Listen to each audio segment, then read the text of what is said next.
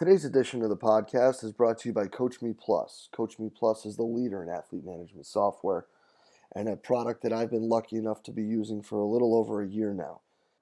Only rivaled by the impeccable customer service that Kevin and his staff provides, Coach Me Plus's ability to constantly be amoeba-like in their ability to mold and matriculate what you're trying to get across and bring together is absolutely fantastic. Their constant pursuit of better ways and better methods and innovations and progress to their own product is absolutely fantastic.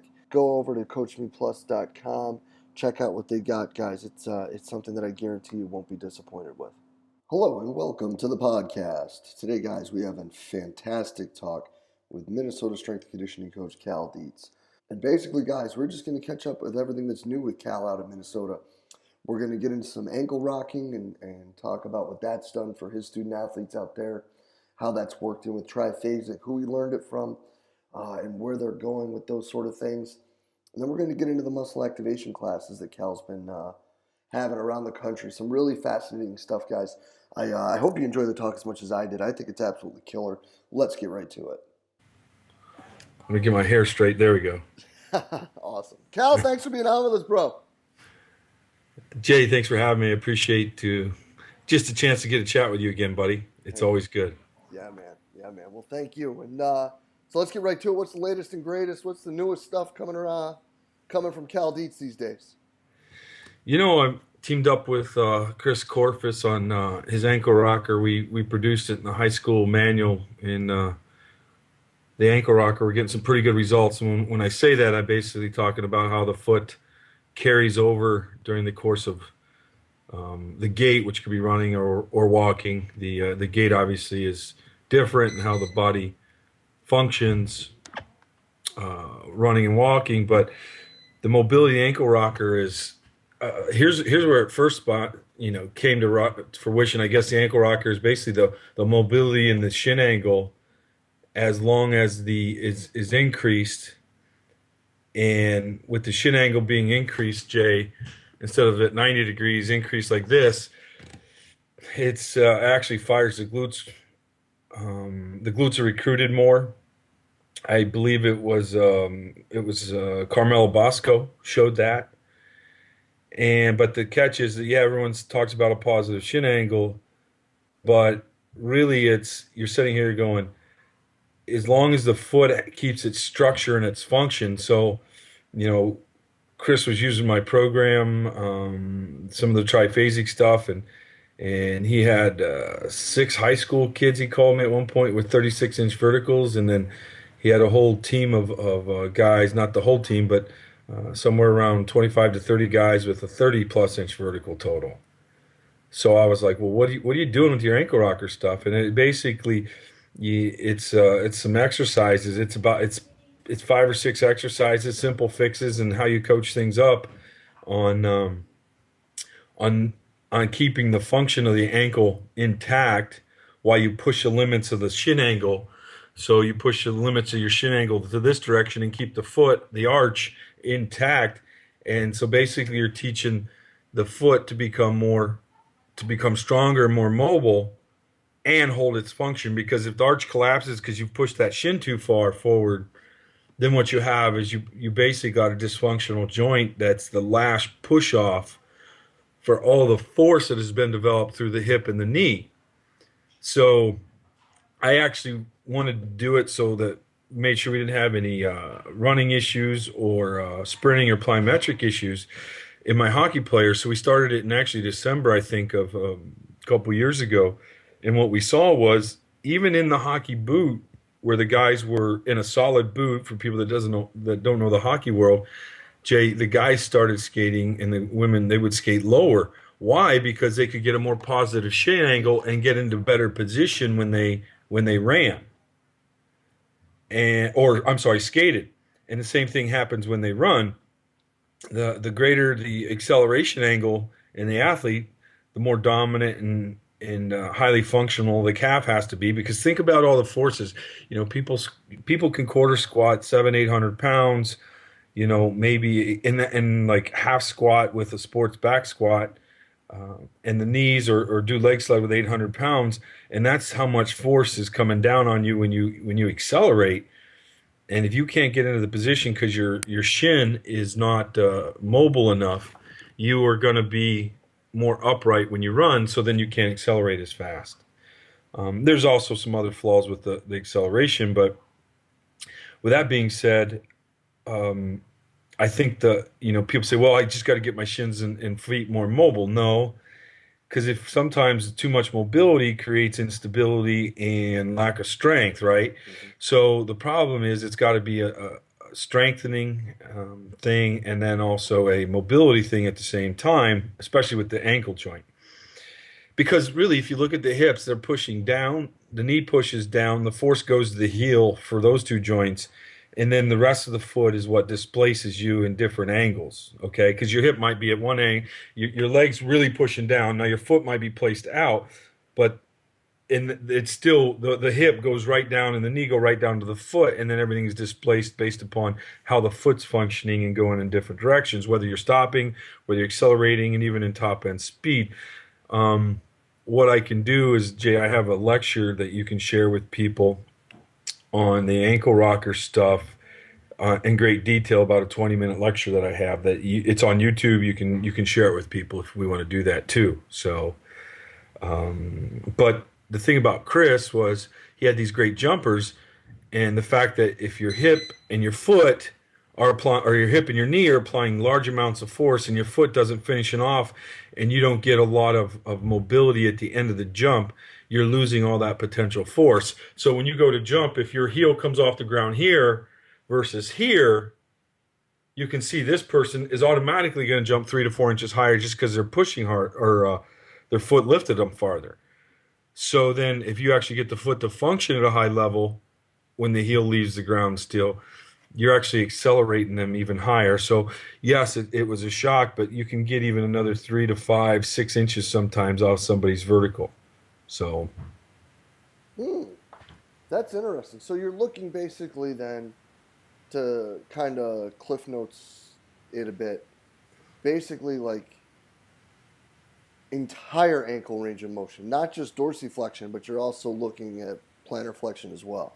yes, because so when you cock the ankle, let's say when the lineman fires off, Jay, if they can't get a really good shin angle, a good 100, I mean, not 100% of the time, but a majority of the time when somebody talks about hip mobility and a guy can't play low, Jay, it's usually, I not find it's the hips, it's the ankle that touches the ground and the foot, and his ankles are too tight and he can't get a good positive shin angle to drive. So what they do is they play higher, and then your linemen aren't able to stay low and get in position, because people often assume that hip mobility, especially in stuff where you're drive blocking or you're accelerating, that it's the hip problem, but it's not. It's really the ankle problem, because then, because Jay, if I run straight ahead, and let's say I'm running straight ahead and the arch collapse, well, or you can't, or when if your foot hits the ground and your shin only goes, your foot only has the 90-degree mobility versus, let's say, a 120, 130, Mm. you will find hip extension. But the problem is, as you run straight ahead, and you'll see in these videos that I have that, and Chris had caught all these 7 different ankle functions on video and actually on camera. So in the lecture that I give you, you see 7 different ways that the foot functions when you have a bad ankle. He caught all these, and some of these kids came to him and then later became, 2 of them I think became state champions in Illinois in track and field, because they fixed those ankle functions. Because if let's say the shin can't go any farther than this, then one example is that you have a bouncy runner. So the guy that's bouncing too much, does that make sense? Mm-hmm. And some bouncy's fine, but when you get too much um, vertical force, then you're losing energy, displacing the body forward. Now, these 7 different ankle things, like some kids will, you actually, if you take the insert from their shoes out, J, it should run from the heel. The force should run through the side of the foot, and then it goes to about the mid part of the foot, maybe to the end of the three quarters up by before the toes start, and then all the wear should come out the big toe. But then when you realize your kids don't have good ankles, and you pull that insert out, the force may be going out the side, maybe going straight ahead. It actually may go towards the big toe and then spin out the side. So someone's foot may actually go straight ahead in the last little bit. They spin. You'll see their toe externally, their foot externally rotates when they leave the ground, and then the side of the force comes out the side of the toe. And I mean, I just found somebody with that and young kid, and then they had some bunions on their foot that had developed because of that running problem. So if you don't get all these 7 things corrected, now a lot of world-class speed coaches don't really maybe realize this, because you wouldn't have a world-class runner that had these problems.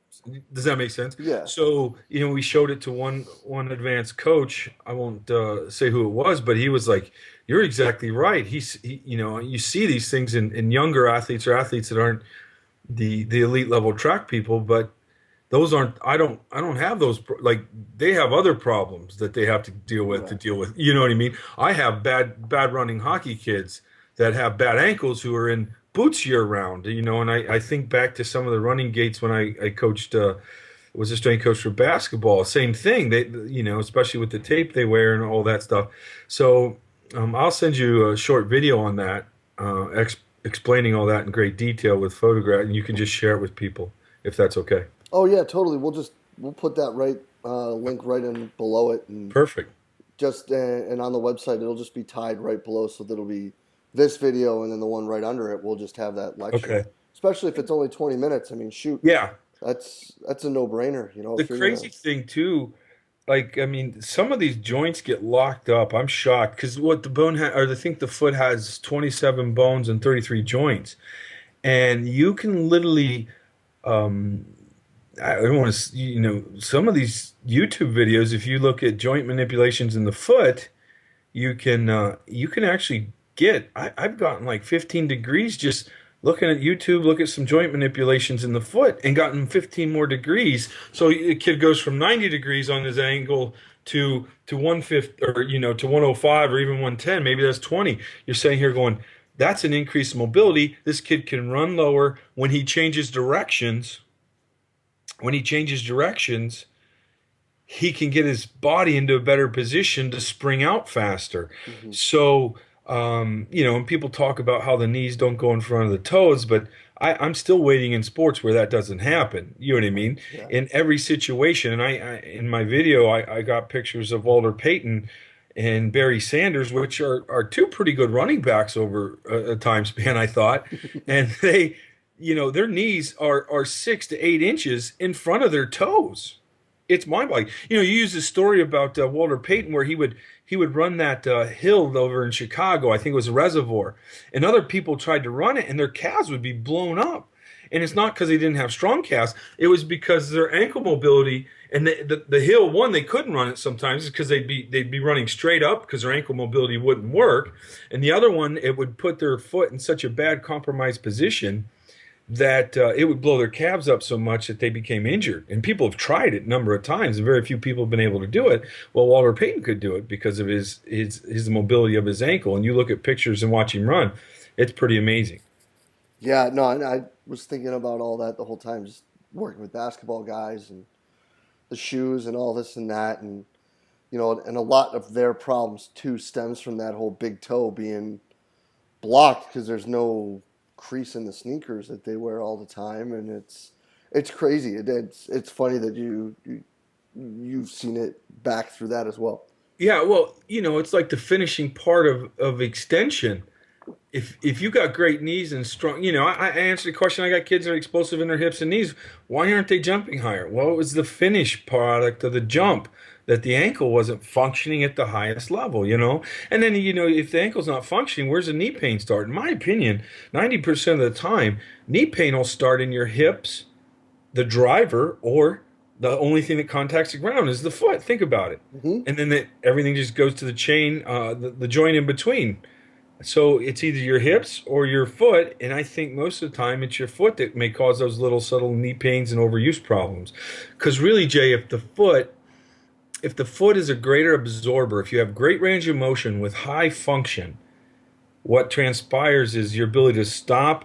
So think about this, Jay. If you go to stop, you plant your foot, and your knee comes to 90 degrees, and then there's all this pressure from the femur, like, and you don't have much range of motion. The forces up at the knee are pretty great. Mm-hmm. Now, if you have an extra 20 to 30 degrees range of motion, you're sitting here going to stop with high function of the foot, because if the foot collapses, then your knees go valgus, less likely to absorb all that force, and maybe just a possibility, some ACL issues. Because if that joint stops instantly and the force from the femur comes flying down, something gives. Right. You know what I mean? Mm-hmm. So definitely when you stop, it becomes a problem. So and if there's lack of mobility and or strength, then there's always likelihood that you're going to get hurt. Yeah.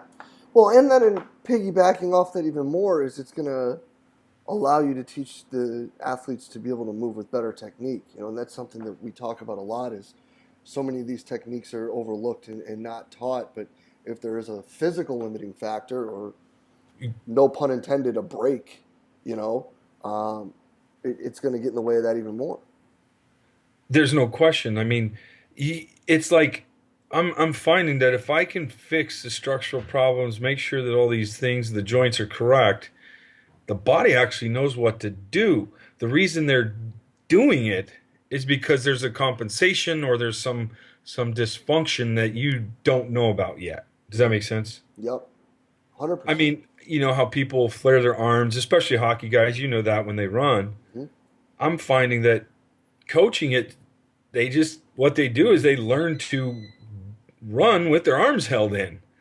And I found that their lats are often, and their rectors are often locked up. So when I release those things in their shoulders through some soft tissue stuff that we do, that I can actually stop the elbows from flaring when they run. And you're sitting here going, and make sure the ankle rocker, because let's say, for example, if your foot turns in instead of going through the big toe, if it turns in too much, you will compensate in your upper body by also flaring out your arms even more. Okay, so when you see that pattern, you better check the foot. If the foot's fine, then you know the lats are basically shut off because they can't stabilize the posterior chain of the body while it's running to offset the forces from pushing off the ground. So when I fix those two, or the one that has the problem, what I'm finding is that the kids often, you don't have to coach them to fix that joint, because all you're doing is coaching them to run with their elbows held in when they shouldn't, when you actually should be fixing the compensation pattern. Yeah. Well, and I'm assuming what you're talking about there is the activation work that you guys have been doing, and you've run a few clinics with that this summer, so maybe that's a good lead-in to segue into that. Yeah, well, with the activation, what we're finding is the activation sport is the website.com, but what we're finding is it's a pretty powerful tool that it starts to explain a lot of things, like different reasons people have injuries. And when I say that, like, what we're finding is that we're finding all these people have some various compensation patterns. So let me give you this example. Some crazy stuff is that I'm actually able to predict which glove one of my hockey players wear out faster, because when they try to get hip flexion or hip extension, they actually compensate with one of their hands. So we call that, they're an arm driver or a hand driver. And when I say that, like, you see people all the time that run maybe with one hand or both hands that are really stiff and rigid, and they're always squeezing their fit. Well, if you do some muscle testing on them, I'm telling you, Jay, they will go from like a 10 where let's say I test their psoas and I let them squeeze their hand as hard as they can. Like, I can't move the psoas. They can hold me off the table, and that's like 200 and we'll say 50 pounds, maybe 40 pounds, 240 pounds, okay? And you're sitting here going, this psoas can hold me. But then I have him just take his hand and move it, and take that, what we call as a driver out, that promotes tension and flexion. Let's say it helps facilitate the flexors like the psoas. Jay, I can push him down with one finger. So we have a compensation pattern there, because let's say he has a driver on his left side of his body that is an arm, but his right side's not his arm. Maybe it's his jaw or some other things. What we'll find is that his left glove always wears out faster. Now, if we can clear that compensation pattern, um, guess what? You're going to find that he functions at a higher level. He's less likely to get injuries. There's other drivers like a quad driver. Your quad is actually, what happens there is your quad's an extensor, but it becomes the main flexor of the hip. And when I say that, if the quad is the main flexor in the psoas, let's say I test an athlete's psoas and there is no psoas, it doesn't really turn on when I isolate it and muscle test it. But then I do a flexor test with the quad and it locks in, so his quad is his hip flexor, but his quad also has to be the hip extensor. What transpires, Jay, is the quad now does two jobs. So when you see these people with big juicy quads, it's almost a sure sign that their quad is their hip flexor and not their psoas. So when you take that compensation away, and I know people get nervous about this, guess what happens? The quad gets smaller. But here's what happens also. They run faster, they jump higher, and the quad gets stronger because now it's not trying to adapt to do two jobs. It only does its main job. Does that make sense? 100%. So you're sitting here going, when you see a big set of calves out of the ordinary, something like, there is a compensation pattern that's taking place, and that's what we're learning to do is develop these methods to take those compensation patterns away. And I'm talking, we can literally take them away in a couple minutes in some cases. Other cases might take 20, but we're getting to that point where people are taking those compensation patterns away. It's pretty crazy. People that are like, we say jaw drivers. You see athletes always straining their mouths when they're lifting weights and so forth. You can tell them not to, but what we found, Jay, is if you just tell them not to, they become weaker almost instantly. So I use this example. If you find somebody that does that, just do a test. Let's do a bicep curl where they push their limits, maybe where they can get 3, okay? And 3 or 5 even. And then you have them take that jaw away. You have them just sing while they do a bicep curl. Jay, they might not even be able to move the weight, is what I'm saying. You know what I mean? So these are all patterns that shouldn't exist. They should be able to relax their jaw and do whatever function they want. And these are some of the compensation patterns. Injuries we've seen with it, shoulder problems. Let me give you this compensation. Jay and I actually have another like 12-minute video explaining this. But the one thing that I would talk about is, let's say you have the way that hip extension should take place is let's say you're running with your right leg, hits the ground. Your glute should fire first, your right glute, then your right hamstring, and then the left QL in the posterior chain between the hips and the rib. What will transpire then is if you have a compensation pattern, so your glutes, hamstring, contralateral QL. I have a lot of athletes at times that have came to me that will have a QL. The order now becomes the QL fires first, the hamstring, and then the glute. So instead of the correct pattern, which is the glute, hamstring, and QL, you have an explosion of force out the body. The other way, you have an athlete, let's say he skates and his back locks up, he runs a 400 and his back locks up, he's on the court. Over time, his back gets tight, has to come out. That's a sure sign that his QL initiates hip extension. Then his hamstring, then his glute. And what transpires from that, Jay, is that lumbar area gets locked. The spine can't mobilize and move. And then what we see is, we actually see that when that back locks up, then the rib cage gets collapsed down into the hip. Now, if you're normal, in our opinion, that rib cage, the bottom rib should have 4 fingers between that and the top of the hip bone. People that have that pattern will have 2, 1. I've even had this, Jay. I've had athletes where their rib cage gets completely pulled down into the hip bone. That's a compensation pattern. Yeah, check your athletes. Lay them on the ground. Check. Find that very bottom rib. Now, you may get confused because you've never felt it, but that bottom rib can be inside the hip bone. In a healthy, normal person, our opinion is 4 fingers between that. That's a scary thought. It's a sure sign that they're going to have back problems, in our opinion, because everything's collapsed, and then that lumbar spine can't move. Fluid can't get in. Things can't happen. So one of the things that we see cause that problem is bracing of the core. You brace your core, and what it causes, it actually takes you, if you have a normal glute firing pattern where the glute fires first, it actually takes you into hip extension where your QL fires first. Our thoughts are that if the glute fires correctly, the spine will stabilize itself the exact right amount. Right. Does that make sense? 100%. Because I always go back to this example, Jay.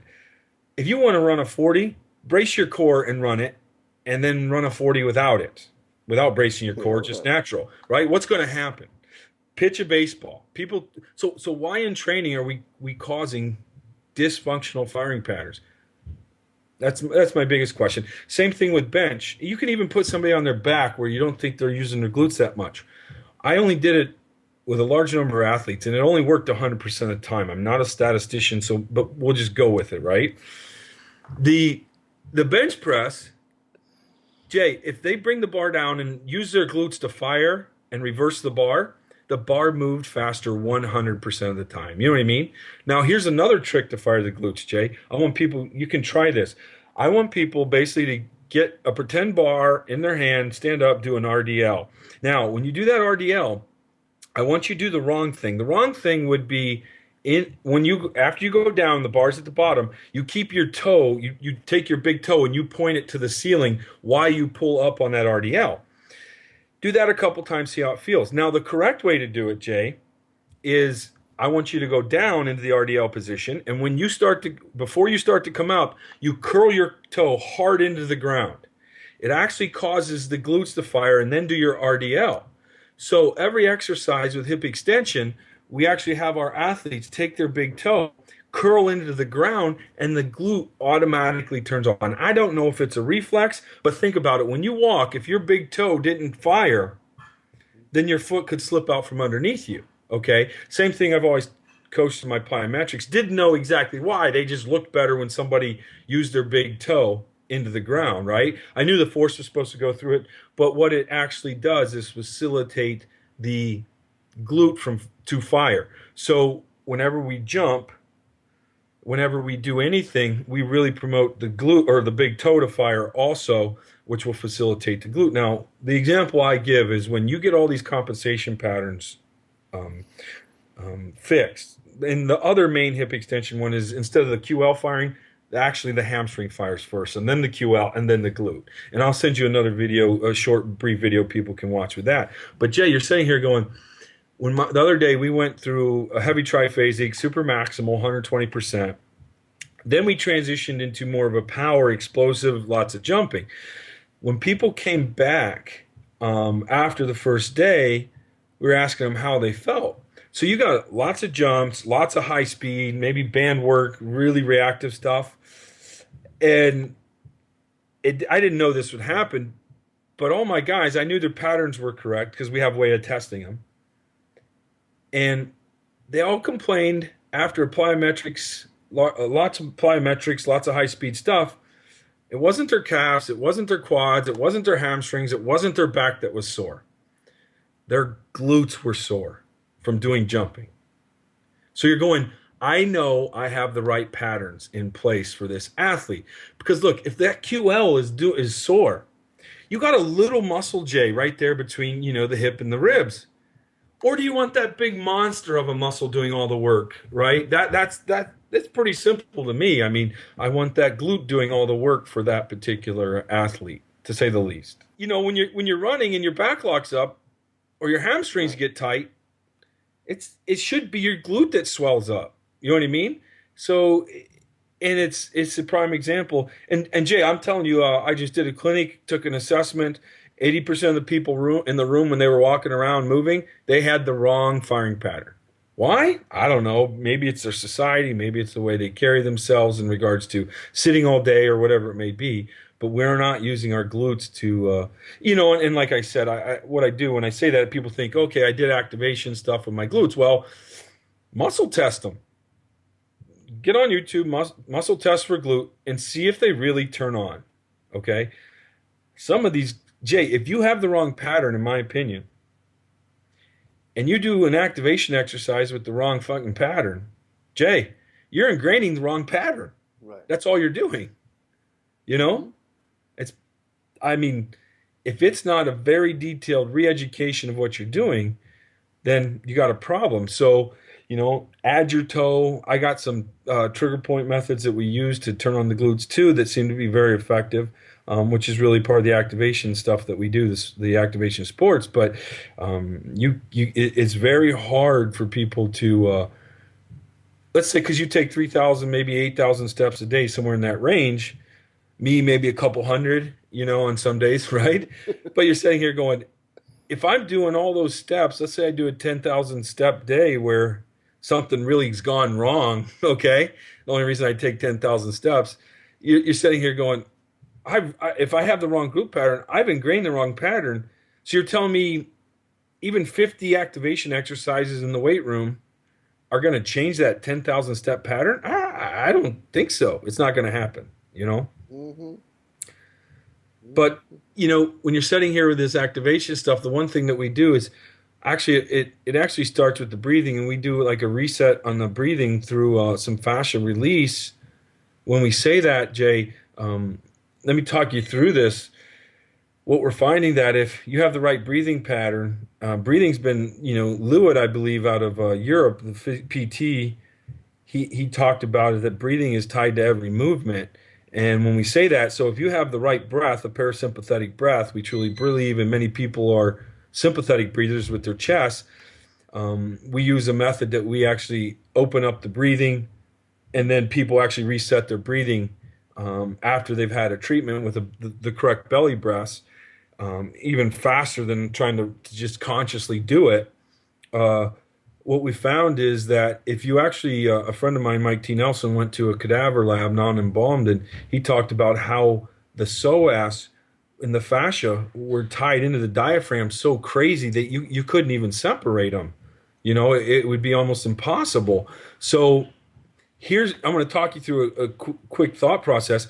So if I'm sympathetic breathing all day and my psoas is tight and shortened, the antagonist of the psoas is that, and the psoas is tight, then the glutes are down regulated because the psoas is tight. Right. So if I can get the diaphragm to parasympathetic breathe correctly and the psoas releases, then the glutes can turn on. So really this whole foundation can be thought as is just, and I don't get too far into breathing. I just know that a parasympathetic breath, and let me give you an example. The other day, I was at a clinic and we were just looking at somebody's breathing. I tested a psoas, somebody else tested it. They gave it a 1. I gave it a 2, or they gave it a 2 and I gave it a 1. We got this person to breathe with this breathing reset pattern correctly. And lo and behold, after about 4 minutes while I was talking, we retested the psoas, and they gave it a 7 or an 8. Each of us did, okay? Because it just turned it on, because it's tied to breathing, the psoas, because it's so tied to the diaphragm. And a parasympathetic breath, your muscles can turn on, things relax. Hamstring mobility, just with the right breathing and with some of the methods that we use, can increase your hamstring by 20 degrees, just because. Look, if you have a 5% increase in muscle tension, the blood flow into a tissue in an area, or the muscle, I should say, can be decreased as much as 30%. So by doing the right parasympathetic breath, belly breathing, you actually release the tension throughout the body at crazy levels, so that you can then have more organic substrates go through. Talk about conditioning. Let me give you one example with my female Olympian. She was a 3-time Olympian. I gave her this treatment, this breathing thing, and a few other things. Her bike workout that she loved was a bike workout that she was always at 160 beats. If she was overtrained, she might be a little higher. If she really felt good, she'd be about 158. I gave her this breathing treatment, Jay, and lo and behold, the next day she went to 140 on the same watts, the same RPMs, everything. So she Oh, was now 20 beats more efficient. She held that for roughly 6 months before we had to address it again. hmm. I mean, that's pretty impressive when you can get the same workout and your heartbeats drop to 140. Oh yeah. So, and we've seen the same results. Mike T. Nelson has worked with us on that, and he got the best omega wave readings that he had for like 8 days in a row that he'd ever had as soon as he got the treatment, or basically, or the enhancement we call them. So, That's pretty awesome, man. well, think about it, Jay. If you don't think breathing's important or oxygen, hold your breath for 5 minutes, right? Yeah, Just I see know, how it right? goes. So it's pretty nuts. Yeah, no doubt. But yeah, man, listen, there's about 50 freaking huge gems in this talk, Cal. I can't thank you enough for taking the time, sharing everything, open and honest as always, brother. It's great having you on. It's great talking again, bud. Thank you so much. Hey, thanks for having me, buddy. Yeah, man. We'll be in touch really soon, brother. Thank you. Awesome. Huge thanks again to Cal Dietz for spending the time to talk with us today about everything that's going on up there in Minnesota right now, all the latest and greatest from Cal. Guys, some absolutely fascinating stuff, looking at the ankle rocker stuff. And we got those videos posted right below, both on YouTube and the webpage and on Facebook. They'll be on all those pages. So, check them out. Make sure you know what's going on, because Cal shared a heck of a lot of stuff. And I highly recommend you guys checking out those muscle activation classes too. I've heard nothing but big time stuff from them. So check those out, guys. And as always, if you enjoyed the conversation, took anything from it, please share it through the social media outlet of your choice. Again, guys, all we're trying to do is spread, great information and keep conversations going. So if you found something from it, we'd really appreciate you sharing it through Twitter, Facebook, Instagram, whatever it may be. So thanks a lot, guys, for being a part of what we do here at Central Virginia Sport Performance. We'll be back next week with another awesome guest. We will see you then.